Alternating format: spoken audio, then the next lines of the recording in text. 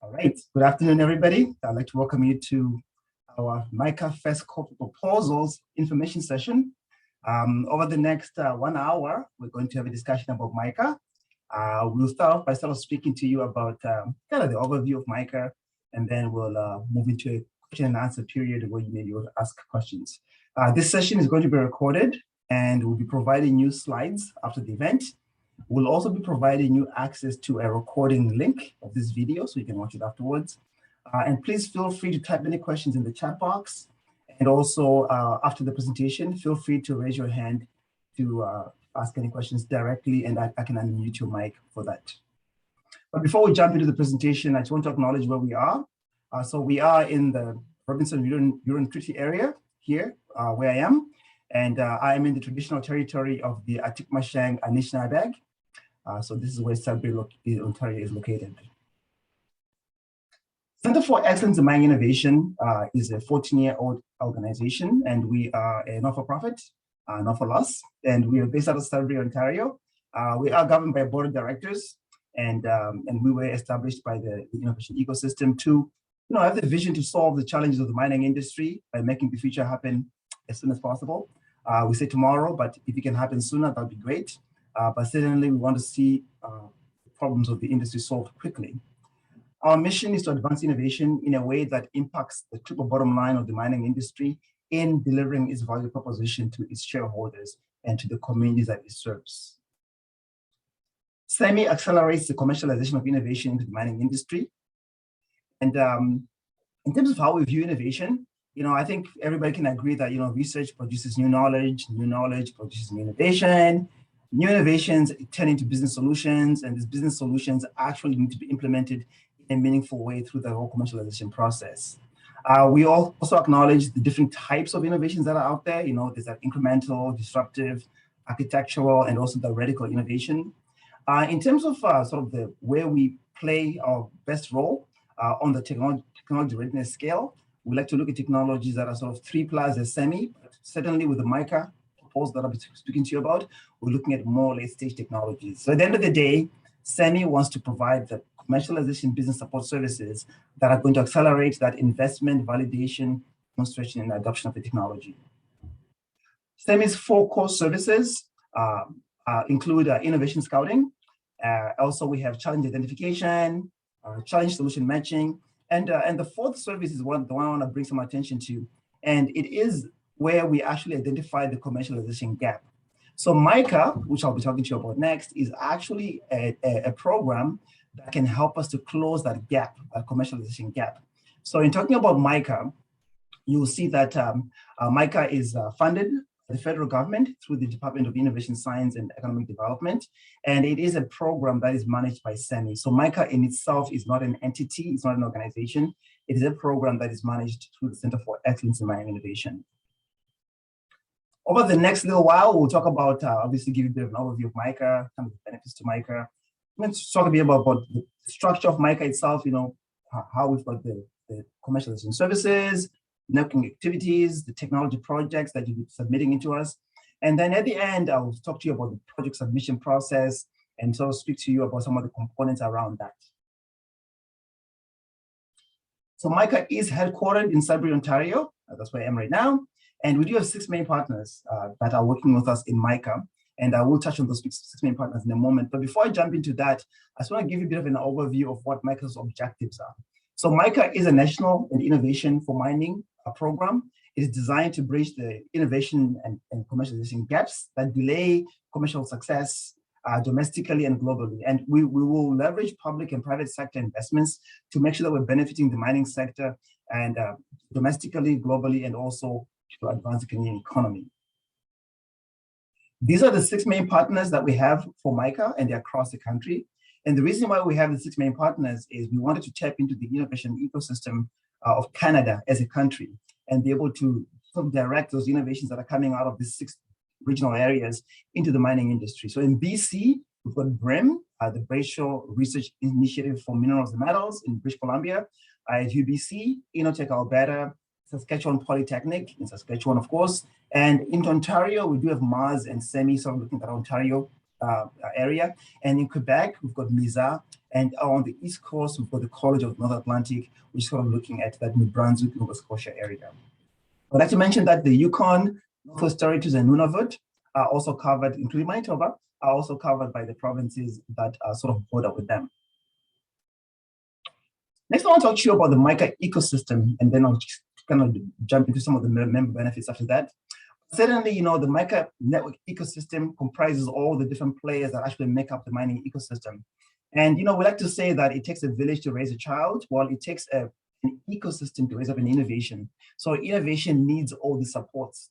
If you were to take a look at any one innovation, you can quickly see that it actually has all these different players playing a role. So we do believe that everyone has a role to play in how the ecosystem advances. In terms of the benefits to membership, so these are the kind of the high level benefits for all the members of MICA, and I will be touching a bit more specifically into some of them, but just kind of read you some of the benefits to all the members. We want to make sure that, you know, MICA provides the support. MICA is here to support solutions that can improve mining's economic, environmental, and social performance.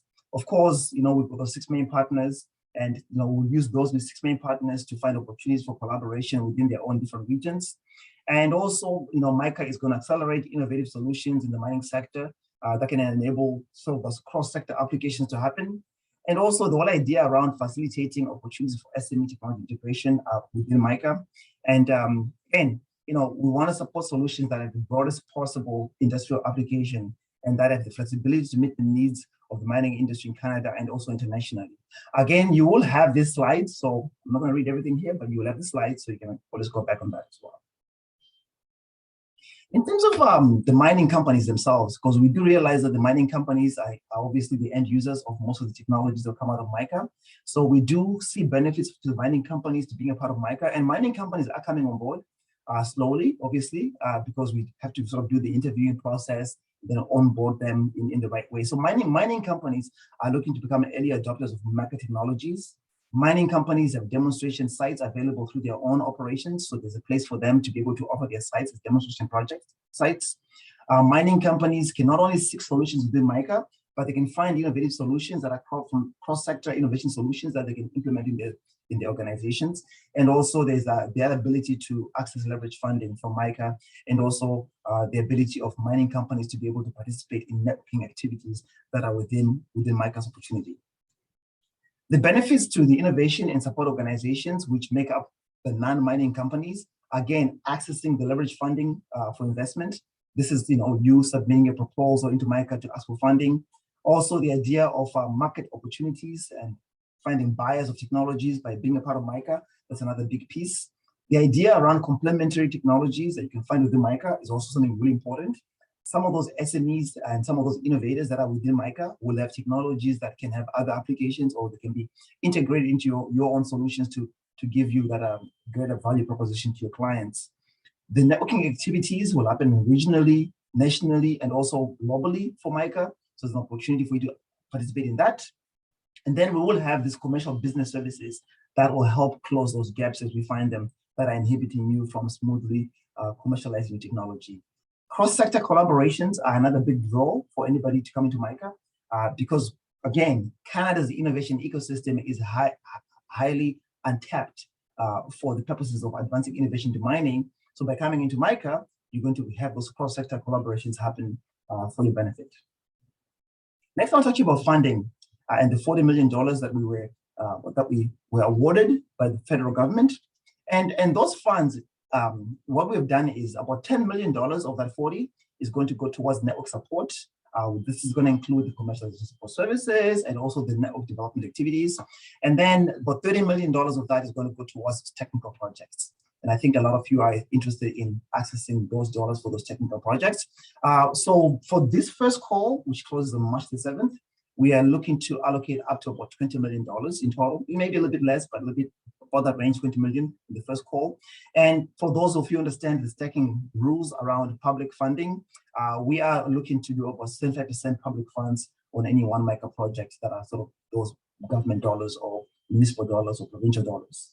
In terms of the funding split, we're looking to do 1/3 maximum on any one project. Another way to say it is we are looking to put 33 cents to the dollar Just to give you an example, if your project was $1 million in total, we could probably put in about $333,000. And if your project was $10 million, the most we could put in is about $2.5 million as per the upper limit for funding. And the lower limit, again, is about $150K. This is just guidelines. So if you have a smaller project, don't dismay. This is just a guideline on the funding upper and lower limits that we're thinking about right now. So next, I want to talk to you about membership.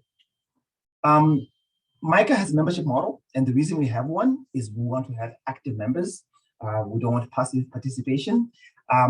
Again, the way that we've structured the membership is that you need to apply to become a member of MICA, and there's an interview process. And once we do an interview with you and we sort of figure out the right membership level for you, then there'll be that subscription and payment that goes on after that. Then we'll onboard you into the MICA network and also into the MICA portal, which is also a bit of a work in progress right now, but we are moving swiftly with that onboarding process. Here are the different membership categories that we have. The top level, sort of the green level, it's a level that does not have access to MICA funding, but you can be part of the network. The SME 1, 2, 3 levels are obviously for the SMEs. And we have also got the larger OEMs also sort of under the SME 3 piece. But certainly with these membership levels, you get to access MICA funding. And one thing I should bring up is that when you look at the actual amount that we're asking for the membership levels for SME 1, 2, and 3, we are actually offering a sponsorship credit of 50% of that value. So just as an example, if you have an SME level 1 membership at $1,500, $750 becomes a credit we give you. It's not a discounted membership, just a sponsorship credit. And then we obviously have mining company levels that are at $25,000 and $35,000. We have a mining company membership level for junior mining companies. This could be those exploration companies who may want to play a role in MICA as well. Okay, next I want to talk to you about the network development activities, because again, that's how the network development activities are sort of the glue that binds the network together. And on those network development activities, we're looking to do not only local activities, but regional and national activities. Also want to do cross-sector engagement. So we want to sort of cross-pollinate mining with what's happening in aerospace, space resources, and also other sectors of the economy, including forestry. Even we're looking at agriculture to see if there's any cross-sector engagement there. We're in the process of planning an engagement, for example, with schools of architecture, because we believe that there's a cross-sector there between engagement that can add value to the mining by looking at some of the lessons being learned from the School of Architecture side. Also, we'll have technology-specific events. This could be subject matter events, maybe one on AI, maybe one on exploration, one on tailings. So we'll be looking at sort of doing that as well, those technology-specific activities. We'll have working groups, and we're going to participate in technology showcases, attending conferences and trade shows. For example, we will be attending the PDAC in June, and also we'll be at CIM in May. So for those of you going to CIM in May, we'll see you there. So that's an example of an event that MICA is going to be engaged in. And then also working with some of our partners, we'll engage in demo days and pitch days. We will be also presenting you with custom events. And some of those custom events could even include training workshops. And then the last thing on the list here is just webinars and presentations. We'll be doing a lot of those just to sort of close that knowledge gap and to communicate more effectively with you on the things that MICA is working on. Next, I want to talk to you about the commercialization support services, because these are important in how we actually help you to close that gap, the commercialization gap.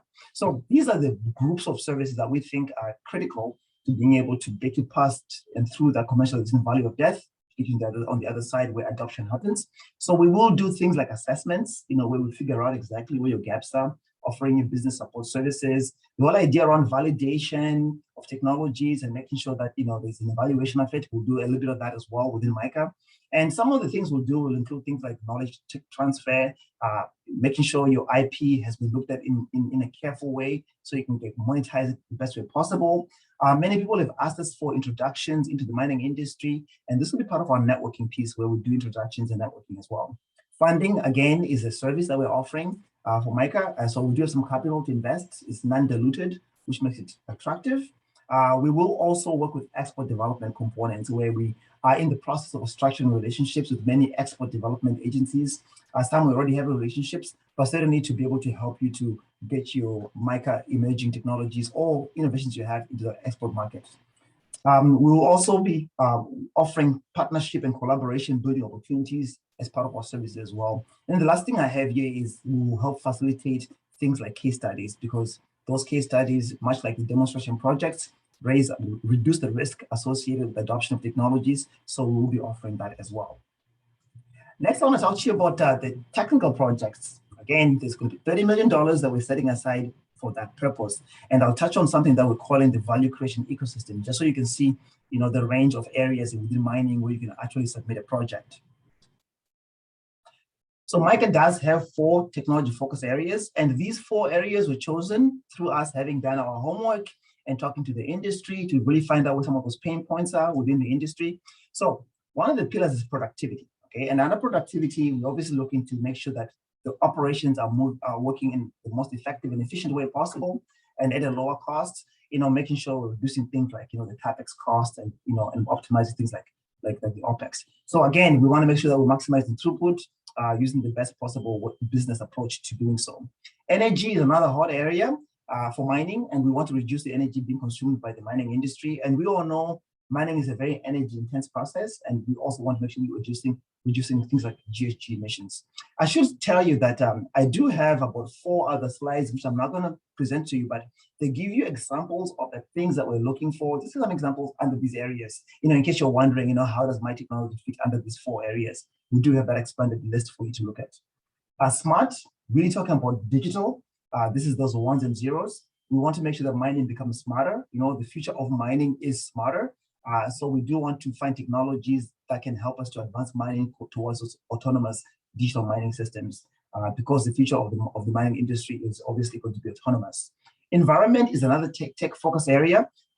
Again, maybe it should be at the very top of the list, but certainly we want to make sure that we find technology projects that are going to enable us to reduce environmental risk and long-term liabilities associated with mining. So these 4 areas are so important, not only in changing, how the mining industry works, but also changing the entire value chain of mining. And when you look at the value chain of mining, most people will tell you that mining is a hole in the ground, right? They think it's the shaft or it's the big open pit. But really, if you think about mining in its fullness, it goes all the way from the financing and evaluation all the way down to rehabilitation and repurposing. So under those MICA technology focus areas, we are open to looking at technologies that will advance mining as the whole of mining, and not just sort of that operating place where we're digging the rock out of the ground or moving the material around or crushing the material. So this is kind of the whole fullness of what mining is all about. Okay, I'll talk to you next about the first call for proposals, which opened up obviously on February 7th and closes on March the 7th, 2022. And hopefully I'm going to answer some of your very specific questions around that piece. Okay, so phase 1 project details. So when you actually go on our website to submit your initial stage 1 application or phase 1 application, you'll be asked for some very specific information about who you are, kind of your contact details of your organization. And then we'll ask you a few questions about the project, including the name of the project, how many partners you have, and just some really high level 1-line answer questions, okay? And then where you need to do a lot more of kind of the thinking part or put a bit more attention is how you answer these 5 questions, okay? So these 5 questions all have a maximum word count of 100 words. So you're gonna have to be very creative in how you sort of make sure that you say it as succinctly as possible. So the questions are obviously, number 1 is, what is the mining industry problem or challenge that is targeted by your project? What is your proposed solution? And explain why this is an innovative solution. And the 4th question is, why is your solution as described above the best option to solve the relevant problem? And then the 5th question is, describe the project in terms of which particular MICA theme it relates to and its relevance to mining. So these 5 questions are sort of the really meaty part of that initial phase 1 application. And I've told some people that, if you read these questions, go for a walk, come back, and you can answer these questions. Okay? And if you can't, it likely means you're not quite ready yet, or you just need to have a conversation with me to see if there's going to be a fit for you to submit that phase 1 application. So we'll talk a little bit more about that as well. Now, remember, you can submit your application, but you need to be a member of MICA for the application to be considered.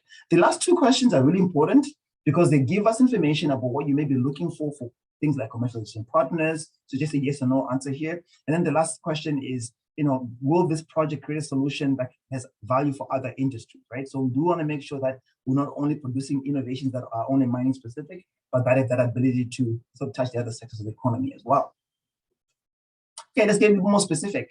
So once you submit your phase one application, once you submit the phase one application, what we're going to do is take that phase one application and we're going to summarize it a little bit more. And then we're going to provide those phase one applications to what we're calling an industry ranking group, okay? And the industry ranking group is made up of strictly mining companies only, who are going to be able to look at your phase one application and be able to sort of give us a ranking from sort of 1 to 5 on a weighted scale on what is valuable to them in their own operation, and also what's available to them, what they think is valuable to the industry as a whole. So these are some of the companies that have currently said yes to being a part of our MICA industry ranking group. So the list is going to grow a little bit more. I think we may add 1 or 2 other companies in here. But again, just imagine your problem, but your solution, your solution that you have, not your problem, the solution that you have is going to be seen by some of these companies who may have an interest in it, but who may also give us an opinion as to how it stands in the realm of the industry and the need for that solution. Okay, next I'll talk to you about the phase 2. So phase 2 is when we invite you to submit a full application. So remember, phase 1, you submit a form, right? Phase 2, we'll look at your form and then we'll invite you to submit a full application. Under the phase 2, we have structured what we're calling a project selection committee, which is going to be able to look at those projects in a little bit more depth of the full application. And at the end of the day, the project selection committee is going to recommend projects for funding. So the way that we've structured it right now is that we're going to have up to 10 members on the PSC, the project selection committee. It may include some international members. It will have some semi-board representation. And we're looking to make sure that it's populated by the right subject matter experts, which will include, obviously, people that have knowledge of productivity, energy, smart digital, and also on the environmental side. Look, on the environmental side, there's obviously, the footprint on the land itself, the water, the tailings, and other things like that as well. We're looking for people that have operational expertise, and commercialization expertise that can be part of that project selection committee. The project selection committee will take the feedback that comes out of that MICA project industry ranking group, and they'll use that information together with some project selection criteria, together with a scoring sheet to actually help us to select the projects which will actually end up getting MICA funding. Next, obviously, is that a whole approval process where there'll be a funding allocation and an agreement. And in terms of timeframes, because people have been asking me about timeframes, how long will all this take? Well, phase 1, February 7th to March the 7th. That's phase 1, input that initial form, high-level idea. Full application, we'll invite you to submit a full application, and full applications will be received starting, obviously, when we invite you between March and June. And a question I've been asked by a few people is, when is the effective date, for an application for when you can sort of, get that funding, where you can claim for funding, and it will be the effective date where we close for the full application. So the day when we close the full application, that'll be the day you can start to sort of claim if your project is funded, in case you're wondering about those timelines. And then, again, moving into July, we're going to have our approvals, and then we're going to have the agreements. Some agreements may take a little bit longer, if we're dealing with, obviously, with some legal issues there, we may need to extend that a little bit longer. So we are hoping, though, that all our projects are fully going, hopefully by the time it's September or so, because technically that is already into our 4th year when we hit September. So it's our website for where you can learn more about MICA. And again, MICA is websites available in both English and French. So please feel comfortable to go there and use the language of your preference to access that MICA website. Here's our email address. If you want to send us an email, you can ask questions via email, feel free to do that as well. So what I'm going to do now is move us into the question and answer period, where we're going to take your questions and sort of hear you out. I do see some questions are coming in the chat here. So what I'm going to do is I'm going to stop share like that. Okay, all right. And what I might do is I might just open the mic for some of my team to be able to come on the call should they want to maybe help me answer some of the questions. So let me just get Sherry and Douglas to come online, because they may have some questions to answer. It may help me answer some of those questions. I'm going to ask Sherry to unmute so she can get muted. Okay. All right. So let me just go to the questions here. And thank you for coming. We've got about 115 people online right now, which is great. Okay. So I'm going to go to the questions and then just go to the very first question up here. In the event we don't answer your question, please feel free to just be confident that we will be sending you those answers by email as well. So there'll be a way for you to get those answers. All right. Okay. So the first question here is the 150K the lower limit for the project or MICA contribution? I.e., minimum project is 450K. Yes, you're correct, Rebecca.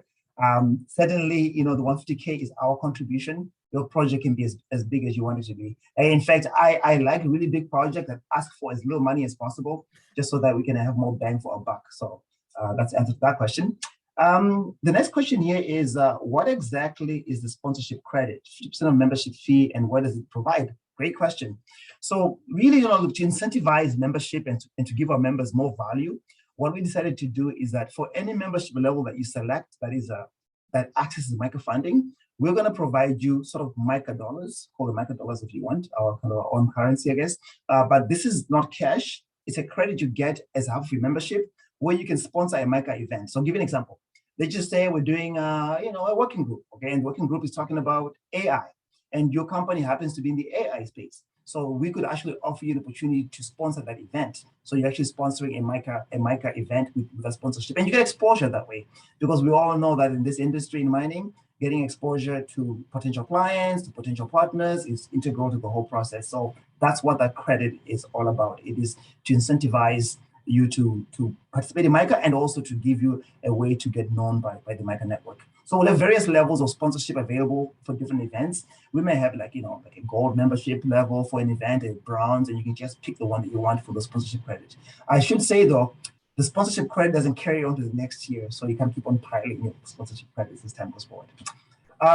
This question I have here is, do we need to be a member paying the fee to submit the proposal? Yes, you do need to be a member to, well, technically you can submit your proposal, but for us to look at it, you have to be a member. And I want to maybe say one thing about that. We actually have structured MICA so that the value of the membership is more so leaning heavily towards giving you a return on investment on all the other pieces. Yes, the funding is important, but those network activities, the commercialization support services, we think that that's where your value is, because that's where that enduring value stays, right? So even if you're a MICA member and you don't get MICA funding, we still think there's value for you to be a member to MICA, because there's a lot of traction that can come from having that membership with us. Okay, there's a question here, is if I could elaborate on the kinds of environmental projects that you're looking to support. Things like reducing environmental risk is quite broad. Yes, you're correct, it is quite broad. So we do have a slide that actually goes through a list of the different options that you can get for under the environment piece. And just to kind of read you maybe some of those lists, let me just go to the environmental list that I have here. Okay, just answer that question. There we go. Okay, maybe I will share the screen again so you can see that list for yourself. Okay, that should work. All right, there you go. Okay, so you can see from this list here that, look, there is quite a few components that we have under environment, things, including things like alternative usage of reject materials, so-called waste. Things like, obviously, like air quality is important, reducing downstream emissions or downstream contamination, things like mine waste management, secondary processing of mine waste, anything to do with kind of land reclamation, remediation technologies, kind of organic covers. Again, mining value from waste is also important. So these are some of the components that you'll see on that list, and you can sort of look and see if there's a way for you to sort of fit underneath one of those. And we're also open to any other ideas that may be completely new to us. All right, I'll just go down the list here. Okay, we've got quite a few questions. I'll scroll up to get to the question of where I was at. All right, here's another question. What type of expenses are not covered? Okay, that's a great question. The best way to answer your question is this. We are actually going to have an eligible cost guideline for the full application. So if you can just wait for us to get that to you, we'll have all the different categories of expenses that are there. But I can tell you that spending money outside of Canada is something that we're not willing to do as MICA. So definitely that's a big no-no, because we also want to make sure that all the recipients are spending their dollars within Canada. But we will talk to you about different cost categories, including what's not applicable. And again, just as a general guideline, we're looking to cover those incremental costs, and we're also not looking to match any in-kind. So we're going to do that. Can we match MICA funding with NSEC? Yes, up to 75% if it applies, right? So public dollars, whether they're municipal, provincial, or from the federal government, the stacking limit there is up to that 75%. Another question here is, how is IP protection supported at the ranking selection stage? So what we are asking you to do is, when you submit your phase 1 application, please do not put information in there that you think is sort of your trade secret. Just answer the questions from a kind of a high level. And what we will do is, before we send everything off to the ranking group, we may get back to you and just kind of validate that you're okay with the messaging that we're sending going forward.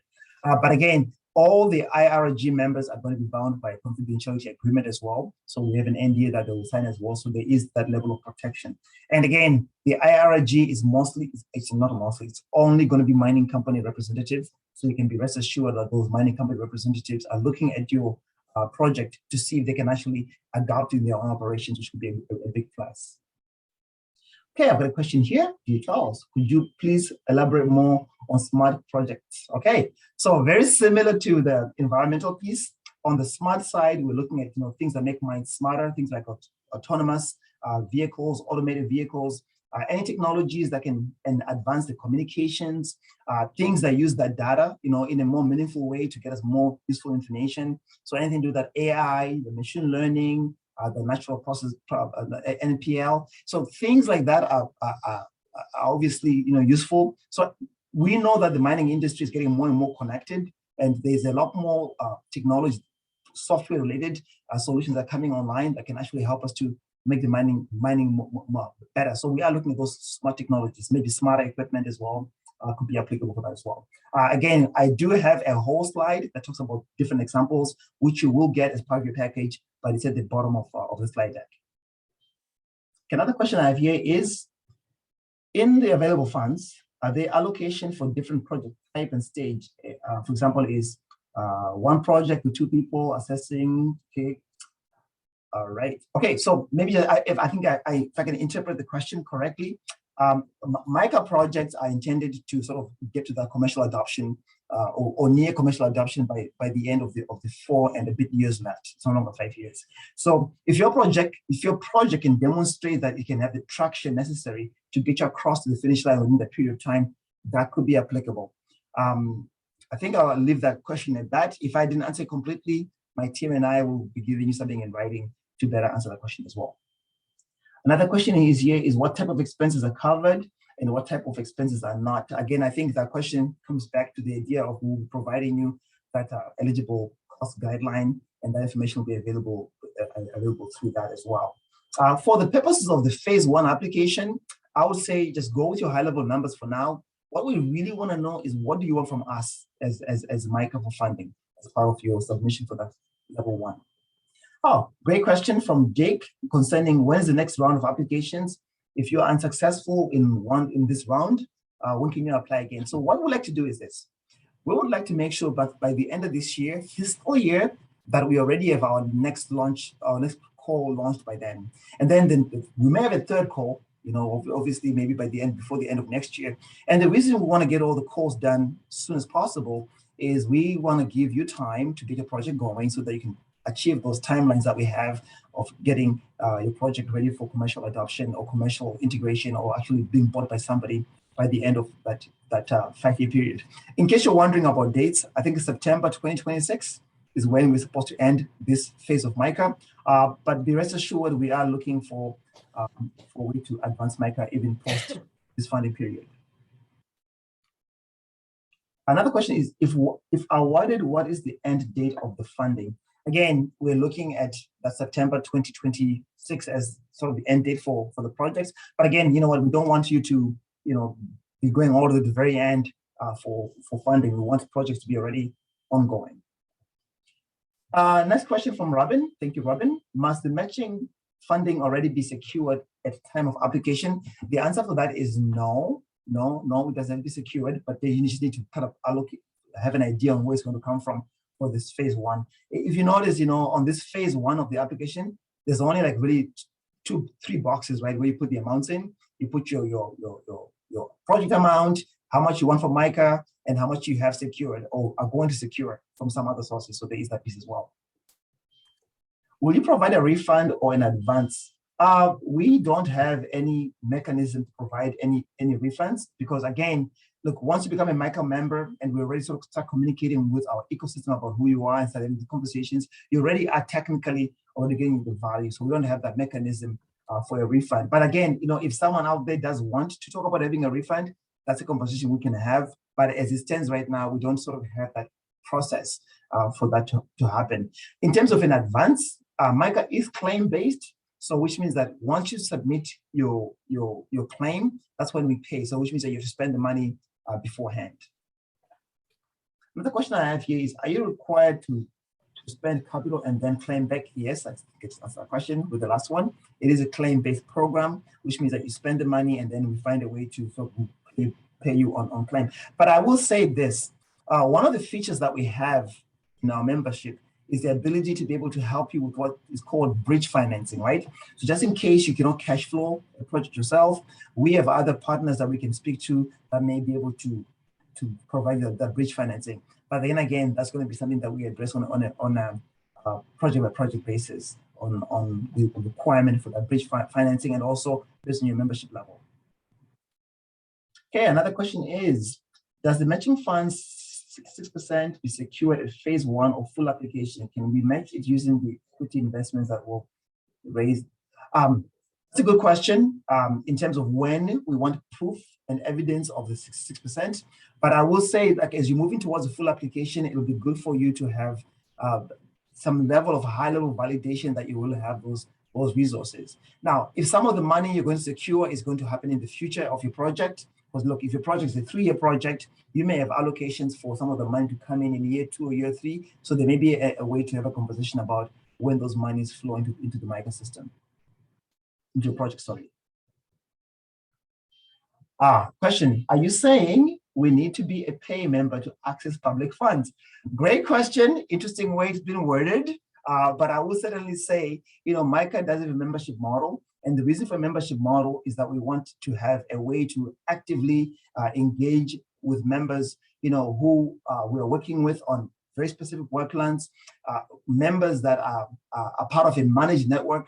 Again, look, nobody is paying us to do all this for free, right? So we do also, as an entity, have to make sure that we're covering our costs in terms of how we're providing new services. So MICA is not just about access to funding, right? MICA is about the networking activities, it's about the commercialization services, and there's maybe a lot more value to that depending on your readiness as an entity.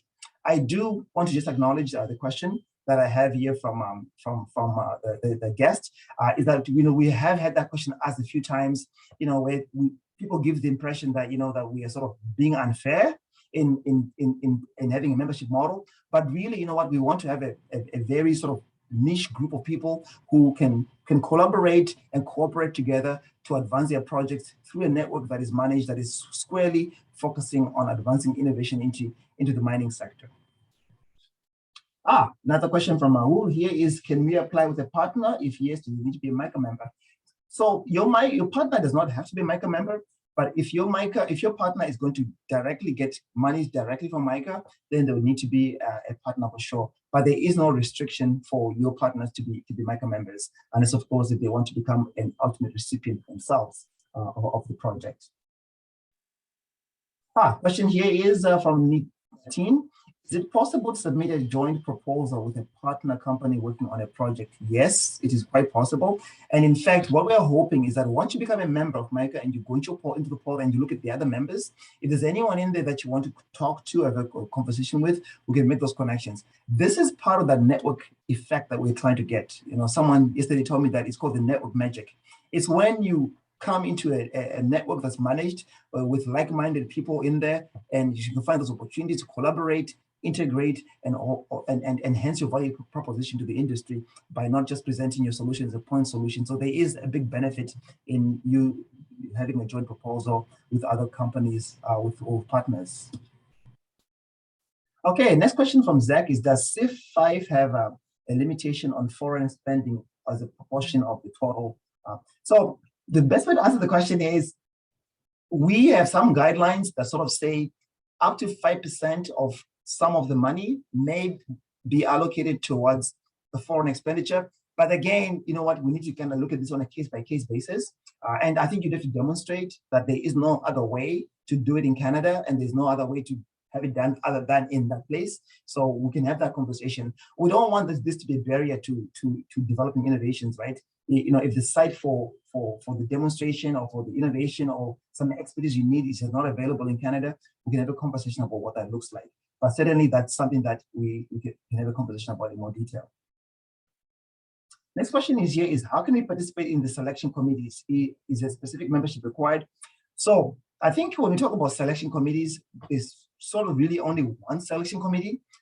The other one is called the industry ranking group, and it's not a selection process per se. It's more like a project ranking piece, and it's open to mining companies on the ranking side. So if you're a mining company and you'd like to be part of the industry ranking group, let me know, please. I don't think we'll put a cap yet on mining companies that can be involved in the industry ranking group. But in terms of the selection committee, we are in the process of sort of creating who's going to be on the selection committee. Some of the people on the project selection committee will be subject matter experts, who will call on as needed, you know, to maybe help us to evaluate a project that is in an area of expertise that we don't currently have within the defined project selection committee. So we are open to other subject matter experts to be a part of that process as well. Next question from Payman from PayTech. Does in-kind contribution count as industry financial support? Unfortunately, no, it doesn't. However, it is important for MICA. So please do feel free to include in-kind, not in your project costs, but when you do a full application, just indicate that the in-kind is there, but certainly it doesn't work as matching funding. Can a single SME member, Bernard, question, a single SME member propose more than one project? Yes, you can propose as many projects as you'd like in MICA, and you know, and we're open to that. In fact, you know, if you're solving different challenges within your projects, please do indicate those multiple projects. Okay, I've got a question here from somebody who's got an awesome wireless connectivity solution. Would this belong to the smart project? Yes, definitely. Anything that is kind of smart related can be under that. But I do want to say that, look, when you talk about productivity, you talk about energy, and you talk about environment, all those three have smart in them anyways. So smart is not only is it a standalone pillar in a way, but it sort of integrates with the whole of the value proposition we have towards making the mining industry better. Oh yes, some good news here. Sherry is going to provide us with a bit of a financial overview summary at the end. So just stay tuned to sort of hear Sherry speak to us about that. Thank you for that. All right. Okay, another question. Again, Sherry is going to answer the question about those eligible expenses and activities near the end of the questions. Okay, seeing that I've actually gotten to the end of the questions that I see in here, I'm going to just ask, does anyone want to ask a question? I can unmute you. If you can show by raising your hand. If you need to ask a question, then I can see your hand and I can open the mic for you to ask your question. Anyone want to ask a question? Please just raise your hand and I'll be able to choose you. See where it says reactions at the bottom of your screen right there? That's where you can do the little raise your hand piece down there. Or if you're comfortable, simply just type your question in and somebody, and I can answer it. And if not, Sherry can maybe help me some of those answers as well. Okay, Sherry, seeing that there's no other questions, could you come online and please share with us some of those eligible expenses and activity? Sure. Thanks, Charles. I just wanted to provide, because there was a lot of questions and a lot of other information interspersed in there. So I think one thing that a lot of people are really curious about or really want clarification on is the financial part of the call for proposals. So I'm just going to summarize everything that Charles has said sort of all at once, and hopefully it'll help you. And like he said, you'll get the slides in the recording. So first of all, it's the project funding is it's a claims-based funding program. That's the way that CIF5 is run through ISED. So what that means is the proponents would incur the expenses for their projects, and then they would put a claim in. The claim is obviously approved, and then the funding, whatever the percentage of the funding is for your particular project, is reimbursed to you on a claim-by-claim basis. So looks like the claims will likely be quarterly. There will be a financial claim as well as a progress report that's going to be required quarterly. Once those are approved, the claim would be approved and payment would be sent. Again, it's going to be approximately a third of the cost of the project. Charles did give you the range of projects. Again, those are guidelines. So the project proponent is required to have the additional or the remaining 2/3 funding of the project. Again, we cannot match in kind. There are some funding programs that are run by the government that allow you to match in kind. This is not one of them. However, we do want to track in kind, as Charles did say, because it does give us a true picture of the value of the project. So it is important to report on it and to track it, but we can't use it as to come up with the remaining matching funds. I'm trying to think. So this is obviously the call for proposals is closing March 7th. Is the initial application. If you haven't seen the form or what Charles outlined today, it is very high level. We're not asking for phase 1 does not ask for a detailed budget. It basically asks you, what's the total value of your project? It's $1 million. How much money do you have, do you require from MICA? 300,000. How much money do you have? Are you funding 700,000? It's by no means asking for a detailed budget, because the majority of the projects we think are going to be sort of on the little, the mid to higher TRL level. So people will already have a good idea of that. When you get to the full application, that will be a much more detailed application. There you will be asked for a budget that'll be a quarterly budget. There'll be line items by cost categories and things like direct labor, subcontractors, materials, all those types of things that you would see in a normal project budget. And when that full application is put on the website, the application guide will be there. Then it will give you detailed examples of what are ineligible expenses and what are eligible expenses. And, big picture, the ineligible are the things that you would expect to find to be ineligible in a funding program if you've ever looked at them before. So number one, the expenses have to be reasonable in relation to the work that's being done. Ineligible are going to be things like entertainment expenses. The government is not going to let us, you can't claim alcohol, you can't claim a bunch of entertainment expenses. You can't claim things like usually, amortization or depreciation of assets, like a non-cash expense. Like there's things like that are, I don't think there's any ineligible expenses that you'll see in the guide that are not things that would be surprising to anybody. And then the flip side, there will be the eligible expenses. I'm trying to think if there's anything. Charles did mention the foreign expenses. So there is the 5% is the guideline that ISED uses. Again, depending on what there is, we'll have to identify those in the budget because they may need to be approved by ISED, just so that we don't hold up the claim. So it's always good to get it pre-approved before you undertake those expenses as part of the project. And yeah, I think that's it from a summary. If there's anything does anybody have any questions that maybe I didn't cover as a summary? There is a question that I just got sent on a private chat. And the question is really around in-kind. Okay. Could you maybe elaborate a little bit on in-kind? Okay, so if there's no in-kind recognition, your own project efforts, I think, would be part of the expenses of the project, right? So, but then how are you financing them? So I guess you're thinking of it as in kind, but really it's your contribution to the project. By in kind, it's usually something that's over and above. So, if you have, the easiest example of an in kind is if somebody's doing a project and they have to get data from a mining company, let's just say, to run through the project. So the data that the mining company provides you, that's an integral part of the project, you don't have to, if you're not paying for the data, that would be an in-kind contribution from a mining company. But your own efforts are actually just the cash expenses that you're using to carry out that project. So if you're funding those costs, then that is the other matching funds to the project, right? From a cash basis, if that makes sense to people. Okay, thank you for that.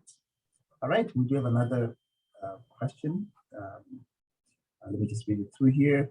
Is there any restriction to stacking this funding with other government funding programs? Yes. Yeah. We are looking at a 75% stacking limit, which means that the total amount of government money you get on your project cannot exceed 75%. Okay. Sherry, another question that is sort of funding related is if somebody sort of rents a bigger space for the project, will the incremental rent would be cash or in kind? Well, first of all, it'd be an eligible expense because it's incremental to the project. So it would be, I guess when I think about it, think about submitting a claim for the project. So if you've incurred additional costs, so you have another $1,000 a month in rent, that's an eligible cost that you can claim. The only difference between the in-kind is if you didn't pay for it out of cash, then it's an in-kind. Like, I guess that's the easiest way to describe that. Thank you for that. Okay, folks, please feel free to ask any questions you have in the chat box here, and we'll be able to answer them. Okay, we have another question. Is the 75% maximum stacking looked at on a claim-by-claim basis or on a project-by-project basis? I guess it'd be on a project-by-project basis. Or is it claim-by-claim basis, Sherry? Because I think the amount sort of... No, it's overall project basis. Overall. Yeah. Overall. Okay. Yeah. Yeah. Okay. Okay, we have another question here. It seems that the other 2/3 of the funding has to come from the project applicant and any industry partners. Do you have a list of potential industry partners in their interest? So good question, Charles. So what we are asking you to do is when you submit your proposal to us, let us know if your project requires any sort of commercialization partners, right? And we will do our best to go out there and kind of beat the bushes and see who we can find that could be a partner. Now, we don't have a list of potential industry partners simply because it's going to depend on your technology area. So, I mean, the list could end up in thousands if we have everyone's technology area in our list, but we will sort of approach it on a project-by-project basis. But like we did say, though, that once you submit your phase 1 application, we will take the summaries of those projects and present them before these mining companies. We're going to be able to rank them, right? So if you can imagine, that could be a way for us to sort of get that interest from the mining companies on your project. And if you'd like us to sort of search within the MICA membership for other potential partners, we can also have that conversation with you as a MICA member on how we can help you to do that. All right, there's another question. It was indicated that MICA has allocated 30 million for technical projects, that the first call may allocate up to 20 million in funds. And the question specifically is, does that mean that the second and third call are expected to be significantly more competitive? I would say, well, technically, possibly yes. But then again, I mean, we don't know how many proposals we're going to get on the second call, but there will be a lot less money to allocate on the second and the third call. So they technically could be a lot more competitive. Now, we are hoping that people that we don't fund directly with MICA money, that we will use our network, which is our national network, the National Innovation Ecosystem, to see if there's any other funding program we could recommend or bring on board as a help to you. And also, you know, because of our relationships with organizations like Mars, any kind of follow-on funding that's needed to maybe move the technology forward, if it's clean technology, for example, we'll also work through some of those entities as well. Another question here is, if MICA sources a partner for the project, will the partner come from the pool of MICA members or from wider mining community? I would say it would initially, we'll look at the MICA members, of course, but then we'll also look outside on our broader network. MICA, because of its relationship with SEMI, also has access to SEMI's contacts, which are already, you know, national and global in nature. So we'll be able to sort of source them from other places as well, for sure, Gerald. Okay, thank you for that question. Again, folks, we've got another 5 minutes to go. And if you could please type your questions in the chat box or email questions to us, that'd be great. We can answer them. If you'd like to speak to us, answer your question right here on the platform, let me know and I can unmute you so that we can hear you ask your question. So feel free to do that as well. But just a show of your hands and I can unmute you for that purpose. Okay, I don't see any questions. Okay, so we'll maybe give another minute to see if anyone else has a question before we end the call. We could technically end a few minutes early, give you back a few more minutes before your next meetings if you're booked back to back. Okay. Oh, here we go. We've got a question here. Can we please get a recorded version of the meeting? Yes, you can. Every single person that registered for the call, I think I was about 150 people registered for this, with about 111 or so on the call here. But definitely you'll get, not only will you get a copy of the recording, but you'll also get a copy of the slides that we've used throughout this presentation. Okay, I have a question from Samra from Wilson. Would you be available to have a meeting, a question to me, I guess, a meeting to discuss project application? Yes, for sure. And in fact, if you want to have a project meeting with me, I'm going to give you my calendar right here. Just book a meeting with me on my calendar, which is in the chat box here, and I'll be able to have a meeting with you whenever you're ready. So I'm adding that right now to the bottom of the list here. So there you go. So if you look at the chat box, you'll see that I've included a link to how you can book a meeting with me for that conversation. Okay, well, Anthea, thank you. Anthea from 2S Water. I thank you very much for your comment. Okay, thank you, Matthew. Thank you for your comment as well. Appreciate that. Okay, we have 4 more minutes to go, and I'm still waiting to see if there's any other questions. Will the slide deck we get from this meeting include the list of examples? Yes, it will actually. So the last 4 slides, we're kind of thinking of taking them out, but we're going to put them back in. So certainly, yes, you will get a listing of those areas, potential areas of interest at the end of the presentation as well. Okay, Samuel from ABC Dust, thank you so much for your message, Samuel. Appreciate you. And again, ABC Dust is a MICA member, so thank you, Samuel. Okay. Oh yes, definitely our regional partners from BC all the East Coast. Please feel free to contact them at will. They're available to answer any of your questions, and we will be showcasing MICA events in those regional locations as well, for sure. Okay, thank you, Rebecca, for your comment. It's all that from Breathe and Clean.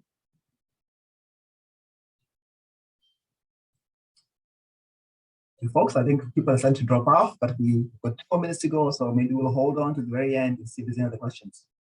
Okay. Okay, thank you, Grant from Minerva Intelligence, another MICA partner, MICA member. Thank you, Grant, for your comments. Appreciate it. Okay, and thank you, Robert from 6H. I think that's one of your company. Your comment there.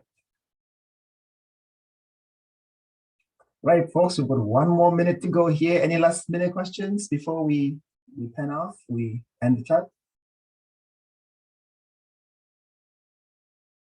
All right, maybe I'll give us all back a minute so that we can go about our lives. But thank you again for your time. Thank you for your interest, and we're looking forward to working with you in the very near future. Have a great day, everybody. Thank you. Thank you, John.